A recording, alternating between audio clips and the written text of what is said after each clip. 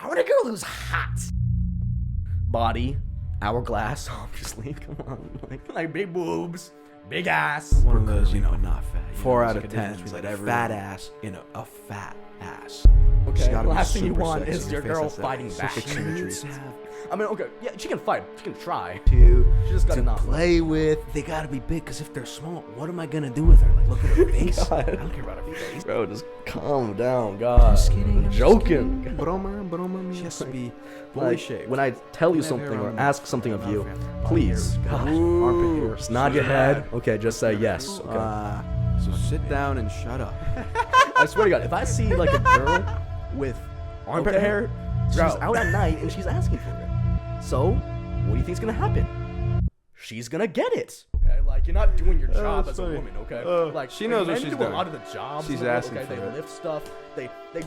Whoa, calm down. Ooh, she's mad, bro. That's what she's mad. Look at this. God, look. What do women do? They attract men. That's what they do. That's the whole job, okay? It's like 3 a.m. at night, point you know, of like, existing. there's Like, like, it's it's dark dark out. out. That's perfect, okay? She's wearing this skimpy Oh, ass mate, outfit, calm okay? down. Something a hooker would wear. Bro, I'm joking, bro. I'm joking.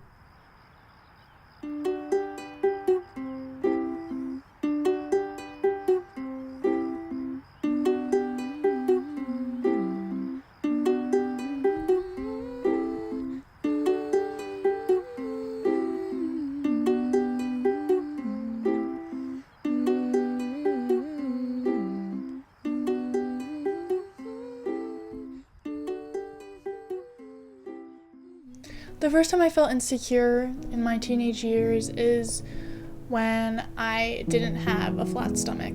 When the girls at school would walk around in pretty pink crop tops and their stomachs would be flat, and every time I ate, mine wouldn't. I think because when you pick up a magazine or you watch a TV show, the main character who always gets the guy is skinny and flat. I think social media had to do a big part of it. Everyone always posts the best version of themselves when they look the best, you know.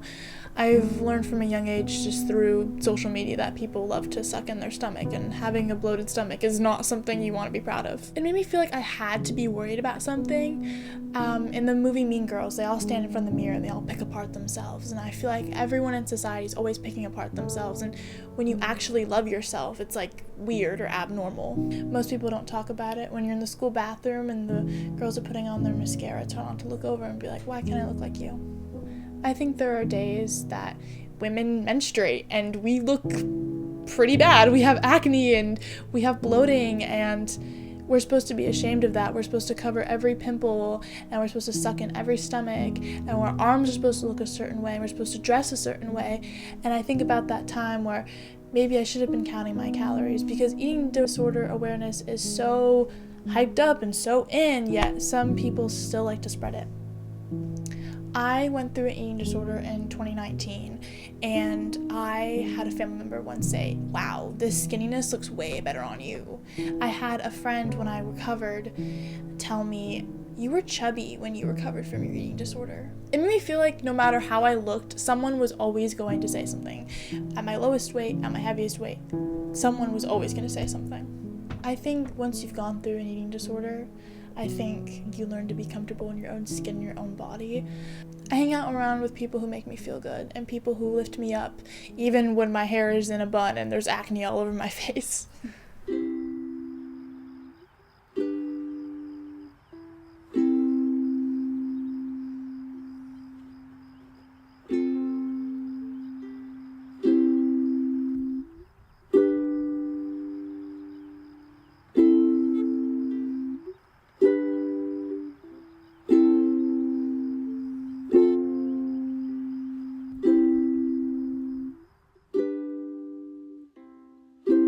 I think one of the first times that I felt insecure was probably during middle school, and I just started feeling insecure about myself and the way I acted around people. I think at the time that was my main insecurity, how I acted around people. I think maybe because some people didn't really like me that much, and they would say that I was too loud or something, and I just talked a lot, and then that made me insecure about myself and how much I spoke physically. People would say stuff about like my body, especially in middle school, and like I got like skinny shamed a lot, which like, kind of like made me feel bad about myself. Some people in my family are like, oh, like you've gotten so skinny, like you need to eat and stuff like that. Especially because I use social media a lot. Basically like everything you see on Instagram, someone's posting their face and like they just like go with the beauty standards, and it feels like since I don't look like them, it's like I'm not following the beauty standards. Like I'm Middle Eastern, I feel like, and the beauty standard is like mostly like white American, like blonde hair, like all that stuff. I feel like I compared myself a lot to them, and I compared like, oh, I have a bigger nose than someone, oh, like I have like curly hair and someone else has straight hair. And I think like the comparisons of the beauty standards like from where I'm from and like the beauty standards here are like so different, and that's like definitely something that I think about a lot.